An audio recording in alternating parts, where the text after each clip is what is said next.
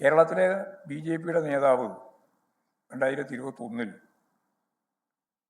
സുരേന്ദ്രൻ പറഞ്ഞത് ഞങ്ങൾക്ക് 40 സീറ്റ് നേടാനായാൽ കേരളം ഞങ്ങൾ ഭരിക്കും എന്നാണ്. അന്ന് പൊതുവെ എല്ലാവരും പരിഹസിക്കുകയാണ് ചെയ്തത്. 5 ആയാലും കുഴപ്പമില്ല, 5 വ്യത്യാസമല്ലേ.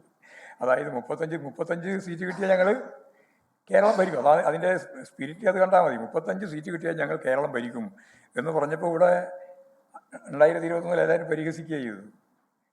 സത്യം പറഞ്ഞാൽ മറ്റത്തൂർ കാണിക്കുന്നത് അതിനുള്ള സാധ്യതയാണ്.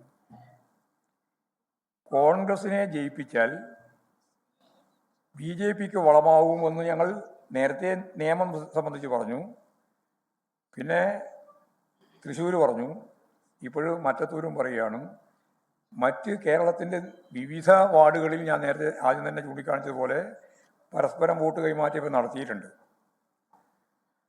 അതുപോലെ തൃശ്ശൂർ ജില്ലയിലെ ചൊവ്വന്നൂരിൽ ഏറ്റവും വലിയ ഒറ്റക്കക്ഷിയായി LDF നിൽക്കുമ്പോഴാണ് അതിനെ പരാജയപ്പെടുത്താൻ SDPയുമായിട്ടും ചേർന്നത്. പത്തനംതിട്ട ജില്ലയിലെ കൊട്ടങ്ങൽ പഞ്ചായത്തിൽ SDPI പിന്തുണയോടെയാണ് UDF പ്രസിഡന്റായത്. ആലപ്പുഴ ജില്ലയിലെ വിയ്യപുരം പഞ്ചായത്ത് പട്ടികജാതി വനിതാ സംവരണമായിരുന്നു. വിജയിച്ചത് LDF അംഗം പ്രസിഡന്റായി വരാതിരിക്കാൻ വേണ്ടി BJP ബഹിഷ്കരിച്ച് കോറം തികയാത്ത നിലയുണ്ടാക്കി.